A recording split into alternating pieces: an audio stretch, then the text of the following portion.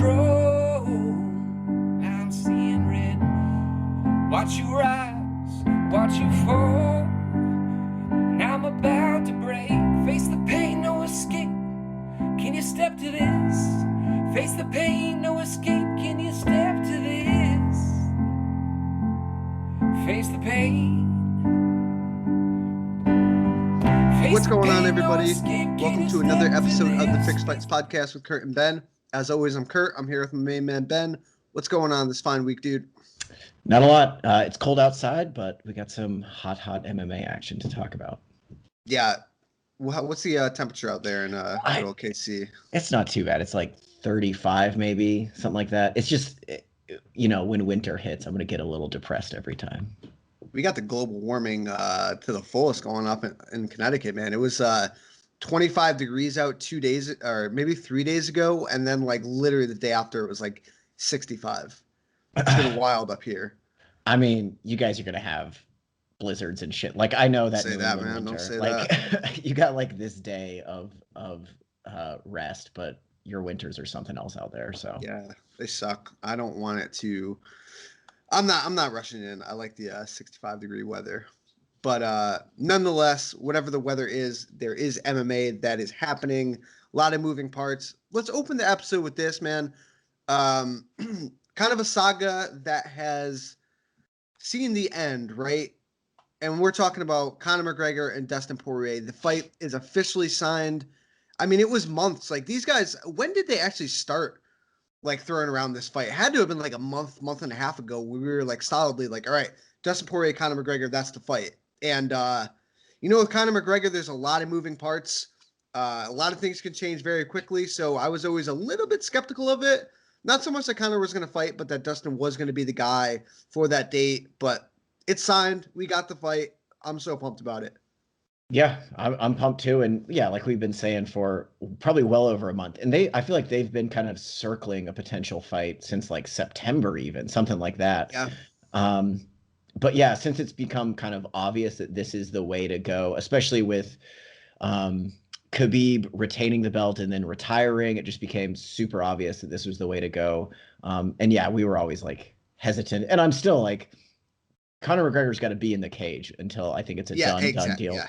But we are as official as they can be right now, right? Like the UFC has officially announced it. It's signed. Everything is good to go for now. And both these guys, I know McGregor has a reputation of being hard to negotiate with and not fighting a lot, but I can't think of the last time, if ever, he backed out of a fight that was signed, and same with Poirier. Yeah. So I imagine, these are two guys that pretty reliably make it to the cage once the fight is signed. So knock on wood, fingers crossed, it actually happens at UFC 257, but all signs point to yes right now. Yeah, dude, I echo everything you said pretty much to a T. But the one question I do have, now, I don't know if you saw the other day, but Khabib put out a statement where he was basically saying, like, because, Dana White, since the fight, I believe didn't he say this at the press conference that he talked to Khabib? And Khabib was already saying, like, he was having second thoughts. Khabib pretty much came out and said, I'm done. I have nothing to fight for. I made it to the summit. That's it. I also heard a rumor that they're going to be having a sit-down meeting very soon. I would imagine that is to discuss, and I guess I'm assuming Khabib's going to reiterate that, hey, I'm done. Take the belt. Don't take the belt. Do what you want with it, but I'm done with fighting. Normally, I would say that they should put the belt on the line for this Conor McGregor versus Dustin Poirier fight, but I think the stopping point there, and tell me if I'm wrong, this would be the absolute worst-case scenario. They put the belt on the line, Conor McGregor defeats Dustin Poirier, and then takes the belt of the hottest division and goes and fights Manny Pacquiao in boxing. That's got to be in the back of their head, right? And that would be the absolute worst-case scenario. I don't know if it'd be the worst case scenario, because the worst case scenario for the UFC is not having Conor McGregor in the cage. And they've done it before. He won the belt against Alvarez and left, which kind of did send things into haywire there. But I don't know. This is the first fight they got him back against like a top flight lightweight where they're, I'm sure, assuming like, hey, Conor's back in lightweight. He's not fighting Nate Diaz. He's not fighting 80-year-old cowboy. He's not fighting Floyd Mayweather. He's fighting a legit top 5, top 3 contender.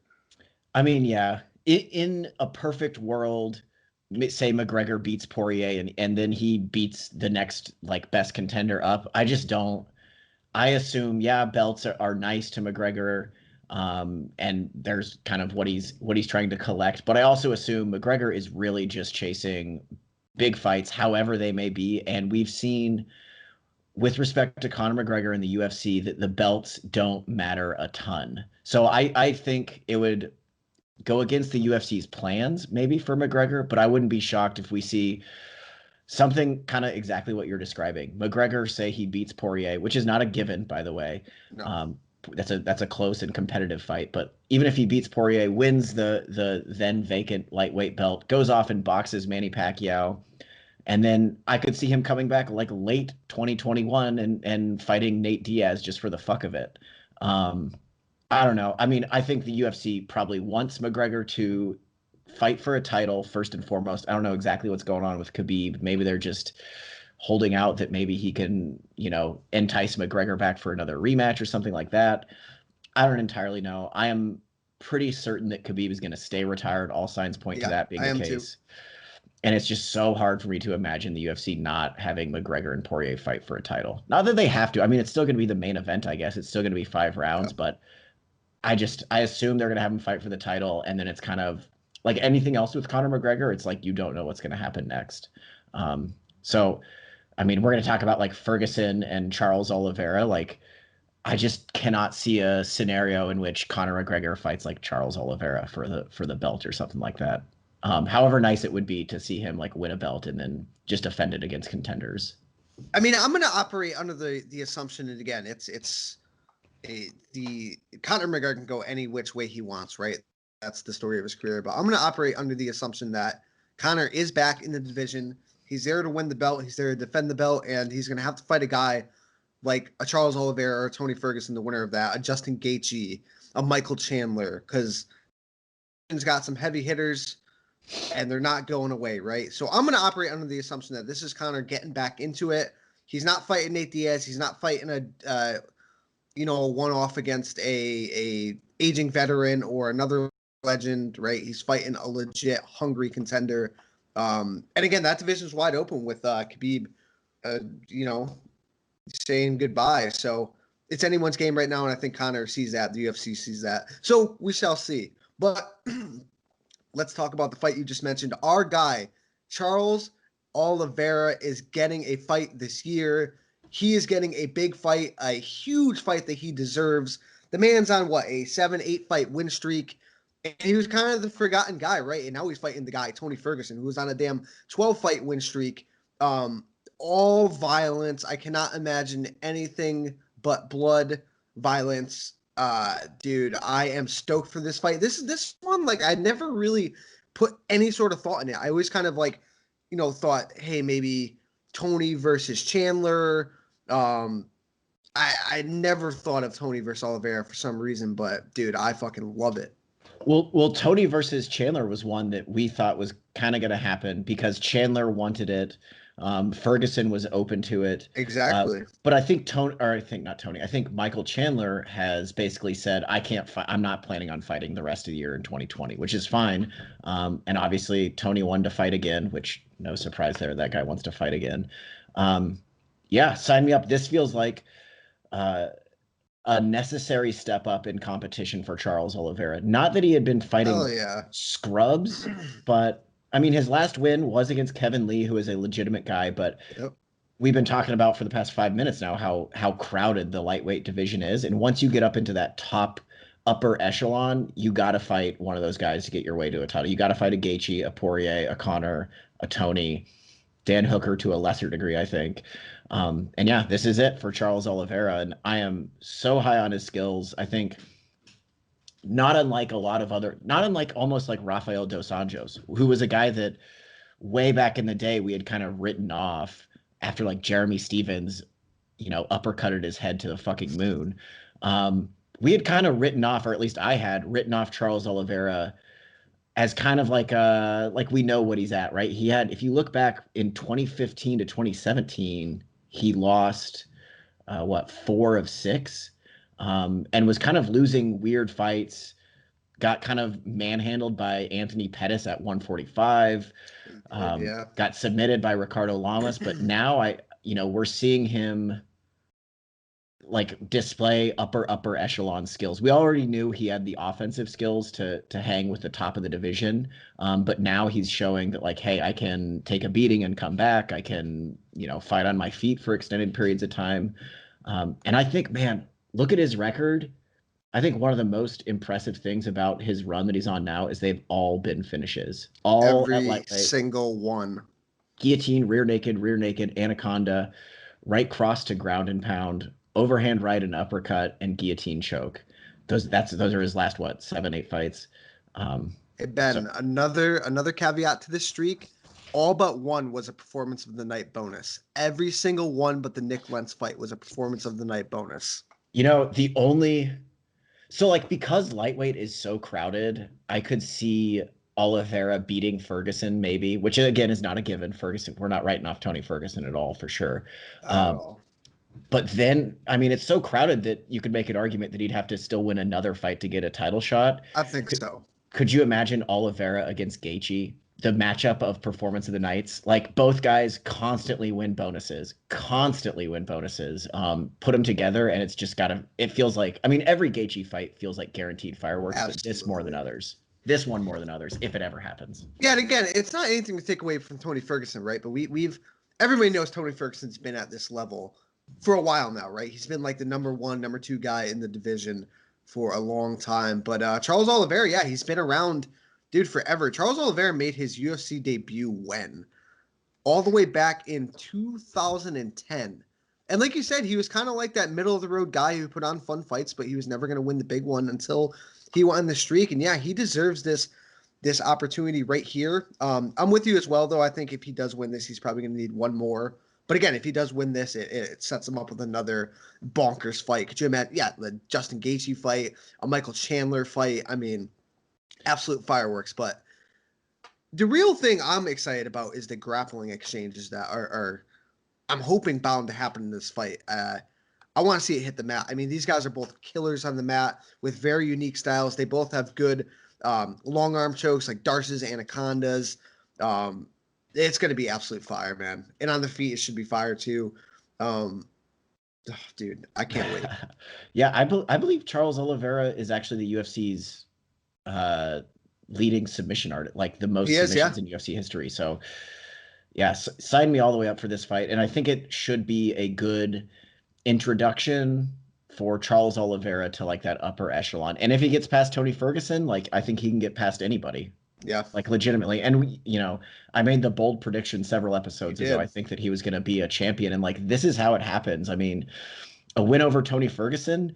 I know Ferguson lost his last fight, but if you can beat Tony Ferguson, you can beat anybody in that division, for sure. Still that dude. Like there's no question in my mind.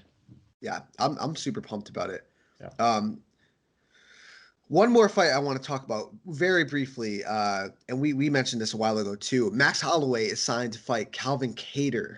That was a no-brainer for me. I thought that one made the most sense, and it's finally here. I'm glad that Calvin Kattar's getting that huge step up.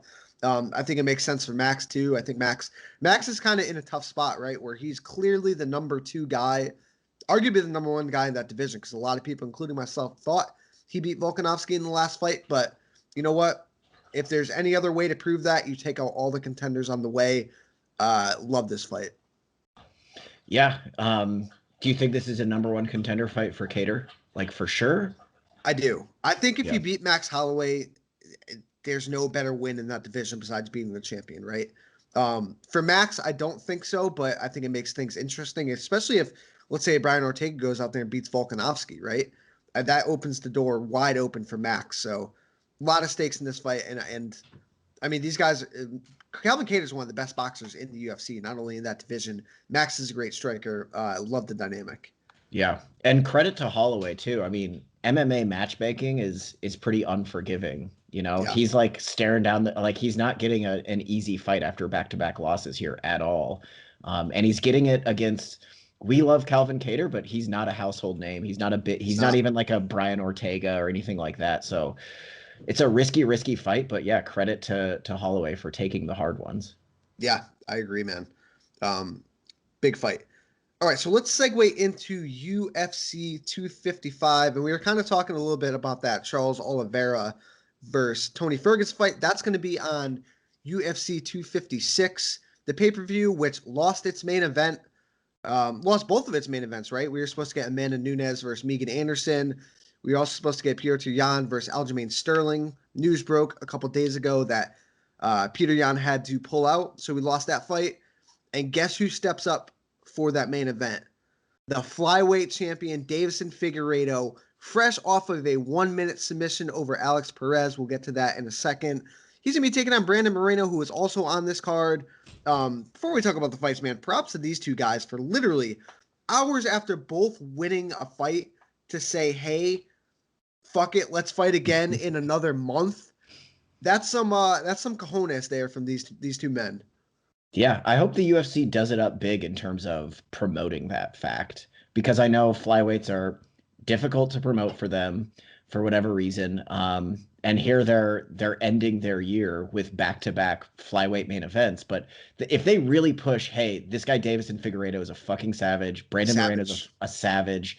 They just fought 3 weeks ago. Look at them. They're now going to fight, 3 weeks later. So hopefully the UFC pushes that. I know, it would be nice if Deiveson Figueiredo becomes a mega star, but hopefully they can incrementally kind of build him up here. And it's moves like this that are going to, catch people's attention.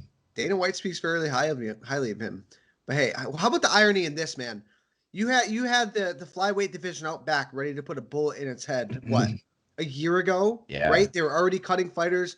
And look who's saving the day of your final pay-per-view of 2020. It's the flyweight champion. The flyweights, like you said, they're main eventing 2 pay-per-views in a row. They're saving the day at the end.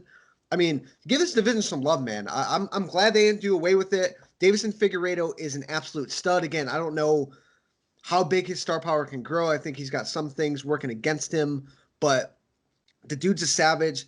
He's a killer. He is not afraid to fight. And man, I hope the UFC and Dana White and the promotion machine really reward both of these guys in the build-up.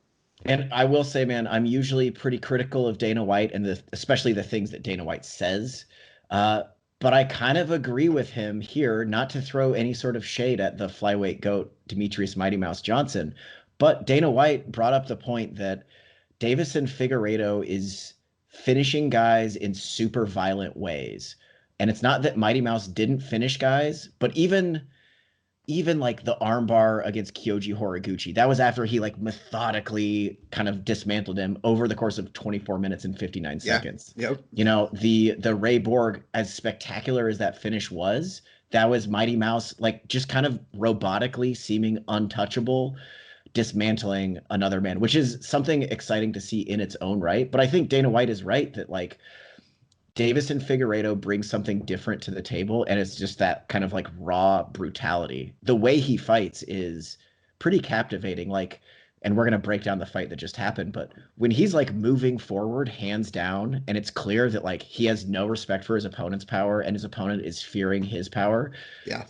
Not a lot of flyweights, especially, kind of have that menacing, threatening character to them, and Figueiredo has it. Like, he doesn't speak English, I don't think, right? No, he doesn't speak any English. So that's an issue, and flyweights typically don't sell really well, but he does like have that, I don't want to say it factor, but if you just watch his in-cage performances, it's hard to not be like drawn to how violent he is. Well, he's got 7 finishes in the UFC. He's on a 4-fight finish streak. And again, like you said, that's like unheard of at the lower weights, right? Like even the great Demetrius Johnson, was not finishing, I don't think, at any point of his career at that rate. And this guy is doing it at the highest level.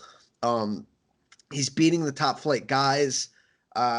Dude, he is an absolute stud, man. He is a stud. And I'm here for the ride, man. I like the character. He seems like kind of a wild man, outside of the cage. He's doing a bunch of crazy, like, interesting things, right? He's cutting hair, he's making sushi, he's like fighting bulls. That one like 4-piece picture they got with the 4th, picture being him holding the world title. I mean, it's a pretty great story. And I'm really hoping that the UFC can get behind this guy and push him, because I think he could be a star. And if we look at the actual fight, I mean, It only lasted a minute 57, but the exchanges in that fight were great. And credit to Alex Perez. Alex Perez really came after Figueiredo, right? He got a takedown. He got his back at one point. He was kind of walking Figueiredo down. He landed a couple punches. Figueiredo was landing punches, but that finishing exchange, man. Perez had like a single leg hiked up, and Figueiredo goes through a scissor takedown to try to get to his legs. Ends up getting his guard passed, reaches around, and then cinches up this tight-ass arm in guillotine. It looked like Perez's head was about to pop out a couple times. Figueiredo must have a really, really tight squeeze because arm in guillotines are hard to finish, especially recapturing the head after it's almost out. But, it was only a minute and 50 seconds in, right? So they were pretty damn, dry still at that point. 2-3 rounds later, I don't know if he finishes that. But, dude, an impressive flurry from Figueiredo to finish that fight. Yeah, he appears to be the realest of real deals. Not that we were really doubting it, but he kind of had that one kind of weird win over Joseph Benavidez. And then the second Benavidez win, I think a lot of us kind of chalked that up to, all right, Benavidez is a little washy. A little washed, and he got knocked out real bad in his last fight before that.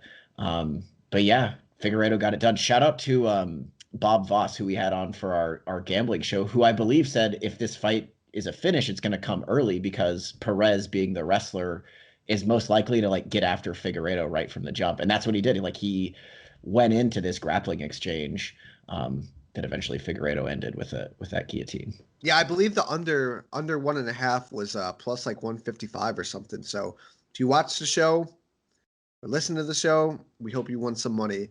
Let's talk about the flip side of UFC 256. Brandon Moreno defeats Brandon Royval at the end of round 1 via punches, but the sad part is Royval popped his shoulder out at some point in the fight, and have you seen like any definitive timestamp of where he hurts his arm in that fight yet? No, not. I haven't seen anything other than what they showed that night.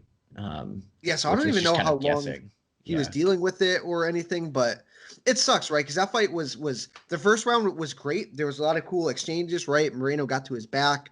2 more rounds of that would have been great, but nonetheless, Brandon Moreno gets the win, and he finally gets his well-deserved title shot, right? I thought he could have got this title shot on Saturday without fighting Brandon Royval, but they made the right fight, and props to Royval for as well on 3 weeks' notice saying, I'm in, let's do this. Yeah. I still love Brandon Royval, and the fact that he lost under weird circumstances here keeps him pretty relevant in that flyweight picture, especially if Moreno wins the title. I could see Royval screaming from the top of his lungs that he wants to rematch Brandon Moreno, as he should. I'm still so high on the guy. I like even that 4 minutes and 59 seconds was just fucking bananas. It was right? Awesome. It was Brandon awesome. Royval, maybe my favorite fighter like on the planet right now. I hope he gets in there. I hope he recovers well. It looked like his shoulder was like totally fine. Yeah, look at it pop right back place, which is unfortunate. It kind of makes me wish he could have just stuck it out in between rounds and then his corner fixes it. But yeah, I hope Royval can get back in there like ASAP. Any flyweight in the top 10, like I want to see that fight. Yeah, me too. I think Moreno versus Figueiredo has the potential to be an absolute barn burner, right? Moreno's all action. Figueiredo is all action. Moreno has some super slick grappling. Dude, that fight is excellent. And hey, if Figueiredo wins this fight, I believe he moves to 4-0 in 2020. Do you think he's the favorite to win Fighter of the Year? He might be. I guess it's already late November. We should already be thinking about that. I'm trying to think of any other Fighter of the Year contenders. Maybe Chimaev if he beats Leon Edwards. He's up there. Man, it's hard to think of other guys that have really kind of come out of nowhere. Usman, does he have just one win this year or two? Just one win over Masvidal. Because the Gilbert Burns fight got pushed back, yeah. I'm trying to think of other. Adesanya's only got the one win. I want to say Blachowicz maybe has 2, but his wins weren't necessarily that impressive. Yeah, I mean, it would be hard to deny Figueiredo if he's 4-0 in the I think UFC. so. Two wins over Joey B. Were they both this year? I assume. Yep, both this year. Yeah, and Joseph All Benavidez if is an all-time like top 5 flyweight in my and opinion. if he were to finish Brandon Moreno, boy, that's going to be hard to argue. Yeah, yeah, I'm with it. I mean, we'll talk about it in December, I'm sure, but without really considering it much now, it seems like he would be a front runner for fighter of the year. And I would, even if Chimaev beats Edwards, I would put Figueiredo way I would above, too. I would too. because I mean, his Chimaev's biggest win would just be Leon Edwards, which is impressive, but come on. Yeah, I agree. We shall see. Co-main event: Valentina Shevchenko does what she does, beats Jennifer Maia via unanimous decision. The second round was a little bit hairy if you're a Valentina Shevchenko fan, right? Maia looked big, and credit to Maia. I think I think a lot of people underestimated her. She came to fight. She brought some interesting things to the table. She took Shevchenko down and pretty much controlled her the whole second round. And then the third round, she kind of came forward and started to back Shevchenko up to the fence. And I was like, wow, if she takes her down again, this is going to get really interesting. But Valentina, like the champion she is, made the proper adjustments. And, I mean, that's why she's one of the best, right? Her striking, her game planning, everything is just super clean about her. Grappling is great. I'm still like, you know what? Like, I'm into the Jessica Andrade fight, but it's still Amanda Nunes. It is still Amanda Nunes. I know Dana White has said that the real super fight is with Weili Zhang, but she's got some work to do at 115, right? Valentina, they got to fight again one more time. But yeah, if they go Jessica Andrade next, I have no problem with it. I mean, Andrade is the only current flyweight that really gets me excited. Man, I think this fight, and I had been saying for a while that I thought Maya would at least would I didn't think she was going to beat Shevchenko, but I thought she would present some challenges. She did. Dude, I felt like this fight just showed what a puzzle Shevchenko is. And I've been kind of critical of Shevchenko in the past because she rarely like leads on the feet. She's almost exclusively a counter striker, which can be frustrating, but I think she's shown now that she's willing to lead enough, like with her kicks, especially, that on the feet you can't afford. The only people that have been able to really like have a somewhat competitive kickboxing match with Shevchenko are Nunes and Joanna. And Joanna lost, and Nunes barely won that. And honestly, she won the second fight, Nunes, on the strength of a late takedown in my mind.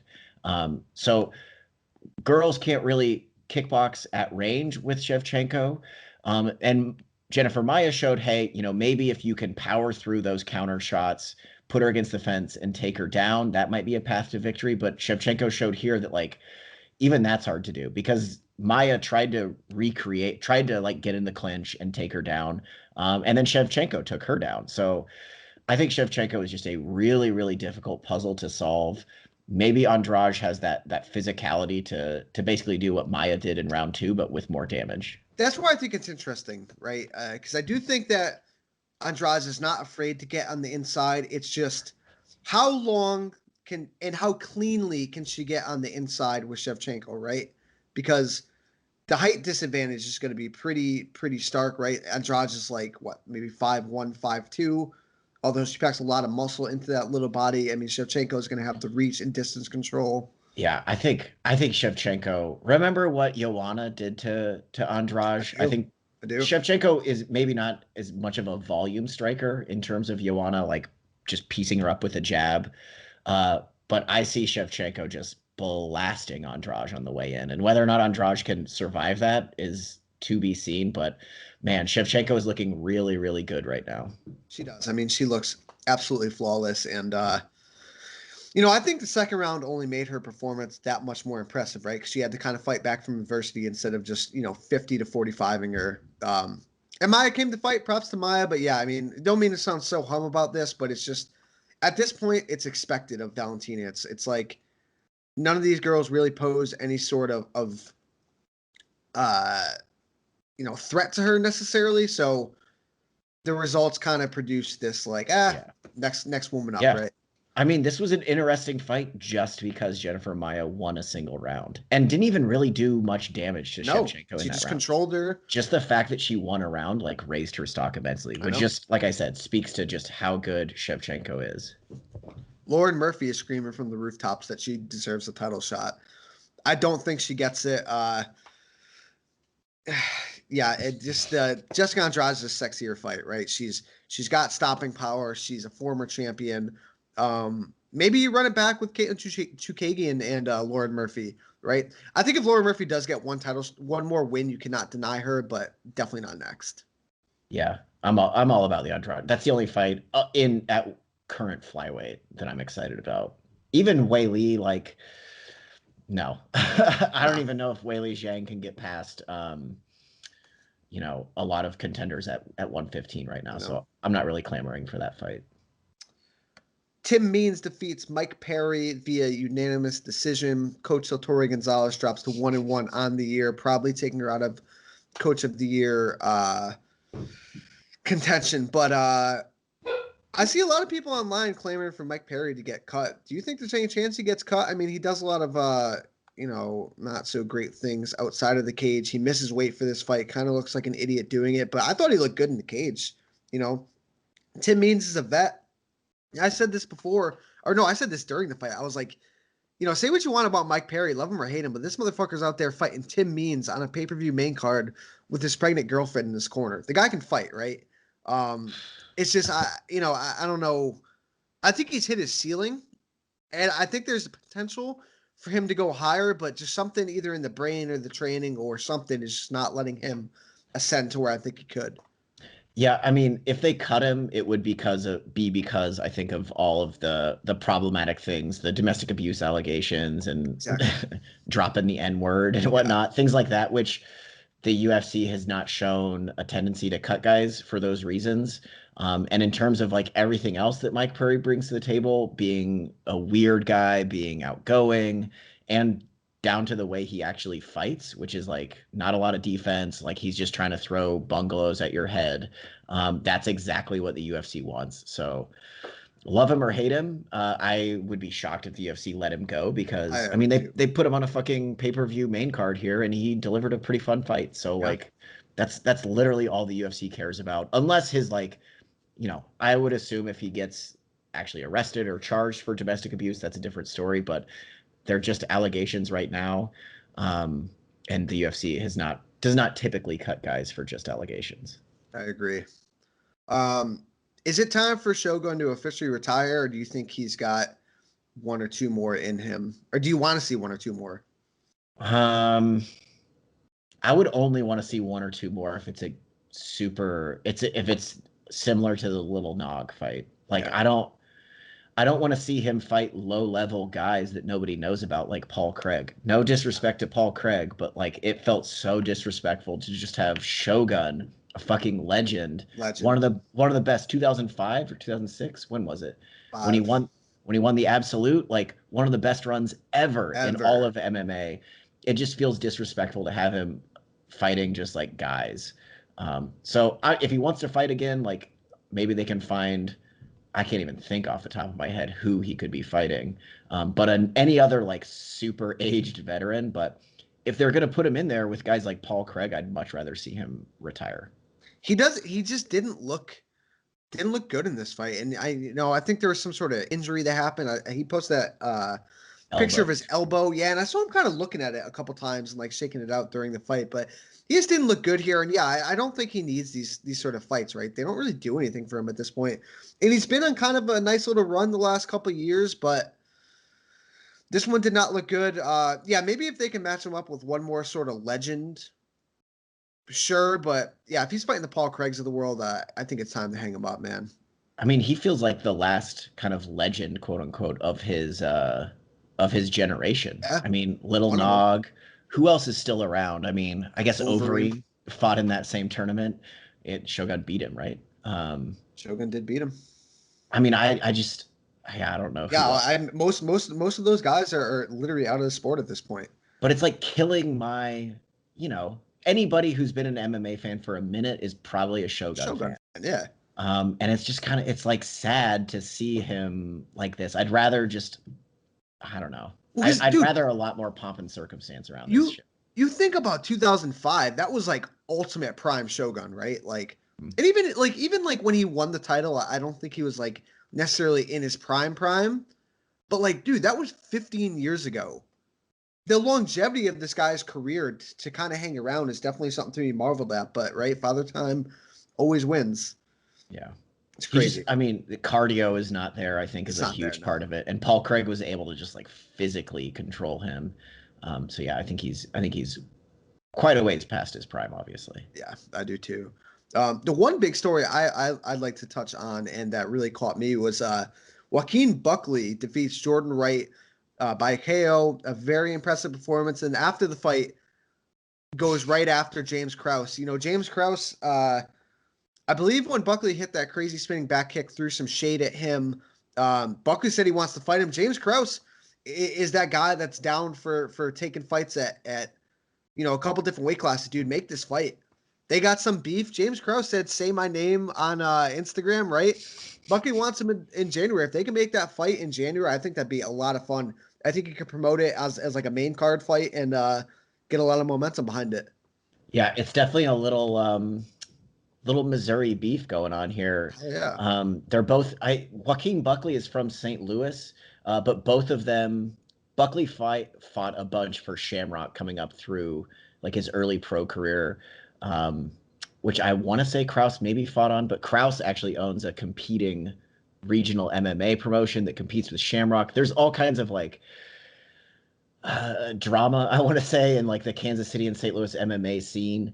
And yeah, this is like, I mean, this would get like hardcore Kansas City and St. Louis MMA fans just like wanting to see it, whichever side of the aisle they're on. But there is certainly a divide of like James Krause fanatics or Glory MMA fans, and then those that aren't, and Buckley is one of those that aren't. Yeah, dude, I want to see it. I hope they sign it. Some of these fights that kind of like lay themselves out on a silver platter, the UFC needs to take advantage of. Anyone else from the undercard that stood out to you that you want to shout out before we move on? Let me look and see if anything jogs my memory. I thought Nicholas Dalby looked really good. Who's a super likable guy. So if people don't know, he like had struggled with like hardcore alcoholism for a stretch of his career and like came back from it. It's always good to see him fight. There's an article that I want to say maybe Chuck Mindenhall or somebody wrote a couple of years ago that just got me totally invested in the guy. He has a really interesting story. And he was a pretty big underdog, I believe, against Daniel Rodriguez. Yeah, I won money on him. I believe he Oh, closed at nice. like plus 260 or something like that. So Nice. it's nice little comeback. I mean, he's a guy that went to a draw with fucking Darren Till, so he's clearly got skills. Was it a draw? Right? It was a draw, yeah. Um, Way back when. I think in his first UFC run. yeah. I mean, otherwise, nothing really jumped off the screen at me. Yeah. Really quick, talk about Bellator 253. It happened Thursday night. AJ McKee defeats Darian Caldwell with what was dubbed a McKeeatine. It was like 100% sweep. I'm not going to get too technical into like the jiu-jitsu nerdism of that, but I did do a breakdown video. It's out on our YouTube channel. I kind of talked about the setup, how we set it up, and the finish. So go check that out. Hit the subscribe button as well. We really appreciate it. But dude, I was super impressed with him. I did not see him blowing through Darian Caldwell like that, but I mean, every single test they put up for AJ McKee, he passed it with flying colors. And now the thought of him possibly fighting Patricio Pitbull, and again, I don't want to sell Emmanuel Sanchez short because, like we said, we do really value his chances. But dude, AJ McKee versus Pitbull is honestly one of the top fights in MMA that could happen. Obviously next year. Yeah, love it. And I didn't expect McKee to I wasn't even sure if McKee was gonna win. We picked him on the show, but then like I picked Caldwell. I thought Caldwell was going to win. like Thursday afternoon before the fight started, I was like, let's rewatch these guys' fights, like get hyped for this a little bit more. And the more I was watching Caldwell wrestle, I was like, I don't know, I think this guy has real problems for McKee. I mean, he took him down, but even before the submission, McKee was like throwing elbows, which you point out, by the way, in that breakdown video. It's the elbows from his back that got Caldwell to like bury his head, which set up the submission.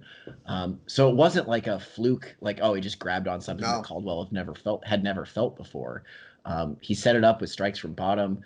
And yeah, if Pitbull gets past Sanchez, that's for sure the biggest fight outside of the UFC to be made in MMA. It is a great fight. And this guy is 17-0 now. I mean, and again, he's fought the best that he could, right? And he's destroyed every single person. Darren Caldwell was a former champion. I was blown away by it. Dude, McKee is in position to basically be like the heir apparent to Michael Chandler. He's a guy who's fought his entire career now with Bellator, and if he can beat Pitbull, and I know Bellator kind of promotes Pitbull. They say, oh, he's the face of Bellator. I don't know if that's really the case. I think hardcore fans love him. He talks a ton of shit. He holds 2 belts, yada, yada. But I think he's not really a star per se for them. Whereas AJ McKee, I definitely think, especially if he wins a fight against Pitbull or Sanchez, but especially if he beats Pitbull, he's the guy. He is the face of Bellator, and Not he even should be close. Yeah, exactly. Because I think he actually has like star potential. There's a whole group of fans that only ever watch UFC and they only kind of know about Bellator fighters. I think he would be the guy where they're like, oh, I know who this guy is. I know who AJ McKee is. Dude, I can't say enough about it, man. And yeah, stud. Like you said, that Pitbull fight, if it does happen, oh boy, that's going to be a good one. Yeah. Joey Davis wins on this card as well. Talked about last week, climbs to 8-0, 4-time NCAA champ, Division II. Keep your eye on him. Tough sledding still for Ben Henderson, man. 170 is not the weight class for him. Yeah, he just looked way too small against Jason Jackson. Way too small. Tough fight. All right. We do have a card this coming weekend. I believe Bellator is off for a couple weeks, but UFC is on this weekend. Headlined by Derrick Lewis and Curtis Blaydes. Man, this is a tough fight for Derrick Lewis. I get it. I guess it was probably like the logical next step for him. Curtis Blaydes called him out, but I don't think there's a worse matchup in MMA right now for Derrick Lewis than Curtis Blaydes. Right? A lot of heavyweights can wrestle, right? But not a lot of them want to wrestle. Curtis Blaydes only wants to wrestle. He wants to take you down. He wants to beat you up, and that does not spell a lot of good for Derrick Lewis. Am I wrong here, or do you think Curtis Blaydes is going to just run out there, take him down within the first couple seconds, and just maul Derrick Lewis? I think Curtis Blaydes is going to take him down pretty quickly. And that's my like heart and head picks are a little different here because everything like analytically and what you see in the cage jives with what you just said, that Derrick Lewis does not have good takedown defense. Curtis Blaydes is a phenomenal takedown artist and one of the best ground and pound artists in the UFC, regardless of division. And Derrick Lewis has basically no fucking ground game other than like slowly getting back to his feet. That said, man, I got a little inkling, a little feeling based on Curtis Blaydes' last fight where he pretty well dominated Alexander Volkov, but didn't really like put the stamp on that fight. And I will say, if there's one thing we know about Derrick Lewis, he can be looking like he's losing a fight until just out of nowhere he decides to get up, throws a bungalow, and ends it. So on one hand, it's kind of like a perfect fight for both guys. Not that it's perfect for Derrick Lewis, but I could see Derrick Lewis getting the type of win that he's known for here, which is losing, and then boom, gets up, knocks him out. Like what he did to Alexander Volkov. Yes. What he did to Marcin Tybura even. Yes. And I know those are a little ways away, but everything that I see tells me, oh, of course, Curtis Blaydes, the superior wrestler, the superior cardio for sure, the superior overall ground game, should be able to put Derrick Lewis on his back and beat him up. But like, there's a little part of me that says this is setting itself up for Derrick Lewis to do Derrick Lewis things. Yeah, Derrick Lewis is that guy that if you let him hang around for too long, he can absolutely put your lights out, right?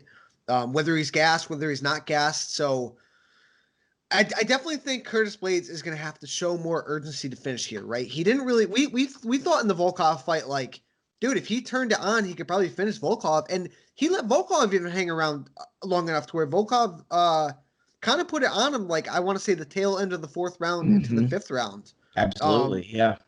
And again, if Derrick Lewis, if you let him hang around and you're gassed and you keep it on the feet for too long, he can knock you out. I'm going Derrick Lewis, man. He's one of those guys I could never pick against. I think he gets it done somehow, some way. And honestly, dude, I think if either one of these guys wins this fight, then they're next in line for a title shot. I think this is 100% a number one contenders fight. Yeah, for sure for Curtis Blaydes. And For then, Blaydes. yeah, I mean, even looking at Derrick Lewis's record, I mean, it would be 4 in a row. I think the only guy he would be competing with is Overeem coming up. Yeah. I mean, maybe. Yeah, I think it's safe to say that it feels like it's for sure a number one contender fight for Blaydes. Well, then again, there is that man, John Jones, that was looking beefy on Instagram. Oh, yeah, we didn't even talk about that. Beefy on Instagram. Him posting pics of him shirtless and shit looking huge. I'm going to go with Blaydes. Just I will say this, if you didn't pick Derrick Lewis, I was going to, just to even out. Because I do think, like, I mean, Lewis is a plus 300 underdog, and that's probably fair. Like, but there is, like, such a clear path to victory here.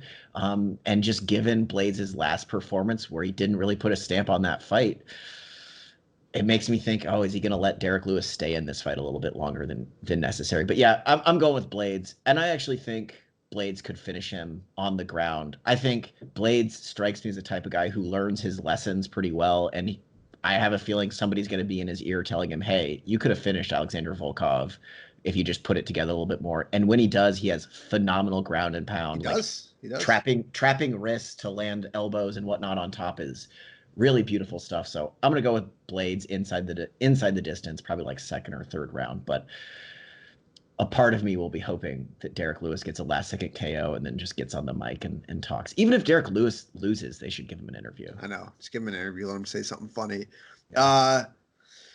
What else do we like on this card, man? It's a little bit thin. Anthony Smith is on the card taking on Devin Clark. What else you got?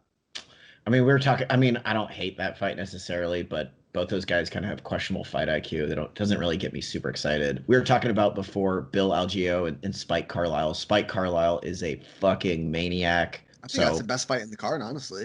Yeah, I mean, it's a fun Curtain one. jerker. I'm excited about that one. Luke Sanders coming back is a guy with a ton of potential. You know, this is the UFC's got to fill every weekend type of shit. So what are you gonna do? What are you gonna do? Let's get some odds and ends out of the way before we get out of here. Did you see Kayla Harrison's 145 debut this weekend? I did. I saw a lot of blood too. A lot of blood, man. She looked good. She proved that. I think she proved the biggest thing was that she could make weight. What was the girl's name she fought again? Courtney King. Courtney King, yeah. Courtney King was in there as kind of the lamb to slaughter, right? I think the real fight was her making the weight. She proved that she could make the weight.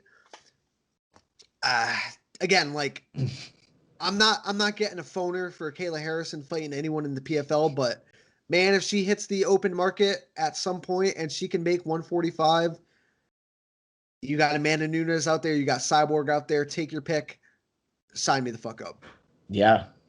I mean, and it showed she could make the weight, and she dominated all of this fight, so it's not really a test of her cardio, but she didn't look like depleted. She didn't look drawn out, anything like that. And she said, or I should say the Invicta commentary said that she has never cut weight before in her career, judo, MMA, whatever. So this was her first time cutting any weight, which makes me think it was not even that big of a cut, right? If she was fighting at 155 and not cutting any weight, if she's walking around between 155 and 160, then the cut to 45 isn't huge.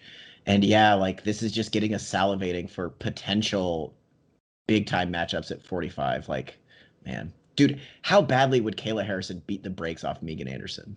Pretty badly, I would say. Yeah, like that's pretty badly. She's there. I mean, she's ready to compete with that level. I mean, like a fight with Felicia Spencer, for example, that's a competitive fight that I would get super hyped about. Yeah, that'd be a good fight. Kayla Harrison right now. Kayla Harrison in a couple years, I'd rather be seeing her fight the Cyborgs and Nunez's of the world. But even somebody like Felicia Spencer right now, I think that would be the type of fight that I'd like to see for Harrison. But who knows what they're going to get for her in PFL? Yeah, I don't know, but I'm excited. Anderson Silva has officially been released by the UFC. It sucks, man. It seems like I don't think they left on the best terms. Anderson keeps saying they want to push me out. I still don't think the Uriah Hall fight was the best fight. Do you get the sense that we're going to see Anderson Silva fight again somewhere, whether it's, a ONE FC, a Ryzen, a Bellator, goddamn bare knuckle fighting, or do you think he's going to ride off into the sunset? He's going to fight again for sure. I definitely think so. And I think Bellator seems like the fit for him. I mean, maybe ONE, maybe Ryzen, but they don't seem to be really poaching these kind of big American stars. PFL, I don't think he wants to fight 5 times in a year. No, hell no. So yeah, I think Bellator, and Bellator kind of, this is like their lane, man. Picking up kind of aging legends. Here's an idea. What if they entertained a fight between Shogun and Anderson Silva? Old guy versus old guy. You know what? Let those dudes battle it out. But would they? I mean, they were like shootbox teammates. Yeah, but I'm pretty sure years ago that was rumored when they were both champs, and I think they were both kind of open to it. I don't know. I mean, we're not going to get it now unless Shogun randomly gets cut, and true. They do that in Bellator. But I don't know. I think they could have matched Anderson up better to end his career, and we could have seen him go out where he belonged. Because I don't want to see him fight in Bellator. It doesn't. Yeah, it's not the same, man. It's not the same. And also, like, the downside to Bellator would sign him and, like, make a big deal out of it and everything, as they should, but they would also have him fight, like, Phil Davis. And, you know what I mean? Like, that's kind of what they would have him fight, like, John Salter or somebody. And it's just, like, that's not what we want to see. We want to see just fun fights against big names. I know. Yeah. Hey, really quickly, I don't want to forget to mention this. We do have another fight this weekend, and it is Mike Tyson taking on Roy Jones Jr. Now, I've been talking to a lot of guys. I got a lot of guys I work with are old school boxing fans. And I've been getting a lot of shit because, dude, I actually favor Roy Jones in this fight. I get a lot of hate for this, but listen, nobody wants to see Mike Tyson lose, right? Mike Tyson is the man, but dude, his last fight was in 2004. And he quit on the stool. Roy Jones Jr. fought 2 years ago. I mean, he doesn't look like he's in the best shape. Mike Tyson looks great on Instagram, right? But how many Instagram bodybuilders do you see winning world titles? Not a lot, right? Like, I can go out there and buff up and look great, but it doesn't mean I'm going to win a world title. I'm not hating him on Iron Mike. I want to see him win, but, dude, I think Roy Jones, I'm trying to log into my bookie account right now. Last I checked, he was like a plus 170. The comeback on Mike Tyson was like minus 220, which I think is kind of crazy. That seems, yeah. I mean, Tyson hasn't fought in, like you said, well over like 15 fucking years. And also, I don't mean to interrupt you, Ben, but think about how far before that was Mike Tyson's prime. Like, like the 80s for a long time. And again, like Roy Jones Jr. is not in his prime or anything, but he's fought more recently. Yeah, no, that's actually surprising to me that Roy Jones Jr. is the underdog. I assume that's just people being super hyped about Mike Tyson. But I assume he's in terrible shape. I don't care what he looks like. We've only ever seen him do pads for like 15 seconds at a time. And I don't think Roy Jones Jr. is in great shape, but yeah, man, so you can order the show for $49.99 through this website is called TysonOnTriller.com. Whatever the fuck that is. I'd imagine this does pretty damn well, though, just because it's not going to be like a Tito Ortiz, Chuck Liddell thing where it's like, yeah, they're way the fuck past their prime, but also nobody gives a shit. I feel like people really want to see Mike Tyson fight. I think it's going to do pretty well. Maybe. I feel like the promotion has been kind of lackluster for this, but yeah. I assume it's going to get like hardcore boxing heads, maybe people that fell out of love with boxing. but during like the Klitschko era. Maybe they'll tune back in for this, but I also think it's gonna turn some people off. Like, could you imagine paying $50 for this and then it's gonna be what it's gonna be probably? Well, here's the thing, and here's how I see it. I think Mike Tyson is going to come out and throw them bungalows right off the rip. Now, at 52-year-old Roy Jones, or 51 years old, however he is, like, is he going to be able to take those shots? I don't know. But if Mike Tyson, I mean, how long is he going to be able to empty the gas for, right? I believe these are 2-minute rounds. Like, he can conceivably be gassed by the second, third round, you know, and you're going to tell me Roy Jones can't outpoint him for, you know, 4, 5, 6 more rounds after that. Roy Jones' last fight was, I believe, a 10 or 12 round fight. So I don't know. The odds right now have Mike Tyson at -195. The comeback in Roy Jones is at +165. My money's on Roy Jones. Yeah, I would guess so too. And hey, let's not forget this high quality co-main event on that card: Jake Paul against Nate Robinson. Oh yeah, that's getting like no buzz, but what a fucking shit show that could turn into. What a wild. We haven't one of these days, honestly, and I know we're talking about this while we're recording, but we should have on like a boxing expert to talk about cool. a variety. I want to hear somebody else talk about Teofimo Lopez and whatnot, but I also want to hear somebody talk about the injection of like YouTube stars and YouTube boxing on legitimate boxing cards. Because this is kind of a weird card, but they've put guys like Jake Paul and Logan Paul on like matchroom boxing cards, like real with like world titles above them. It's just super interesting to me that this is happening. I'm gonna go out on a limb and say they're probably not the biggest fans of it, but I could be wrong. I mean, it's a business method that clearly they're trying to like attract these like YouTube fans to boxing matches. I mean, Conor did it big, right? Yeah, I guess. I don't know if Jake Paul and Nate Robinson are doing quite the same thing, but yeah. No. But dude, I want to say like one of those Jake Paul KSI fights or Logan Paul, whichever one of those morons fought KSI, but it did like millions and millions of views or downloads or whatever the fuck. Because it wasn't on like some like YouTube thing or something. I don't know. I didn't watch that bullshit. When it first hit the scene, I want to say it was Logan Paul. Whichever Paul brother is the more famous one. Whichever one did the like suicide video, whichever Paul brother it was against KSI, for that feeling like kind of a big deal. And I think now the shine is kind of losing it. I mean, now you got Jake Paul fighting some NBA player. I will say this though, the Paul brothers, they do train hard and they have access to a lot of good training. I don't know what the hell Nate Robinson's been doing, but I mean, these guys definitely train hard. If I have to compliment them on something, I will compliment them on that. I mean, I guess. I guess. Right. I think that's it, man. I don't think we missed anything. Yeah, I think that's all the good stuff. I think that.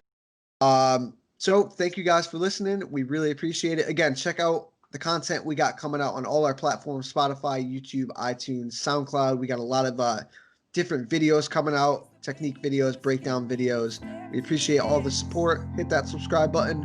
Enjoy the fights, and we'll talk to y'all soon.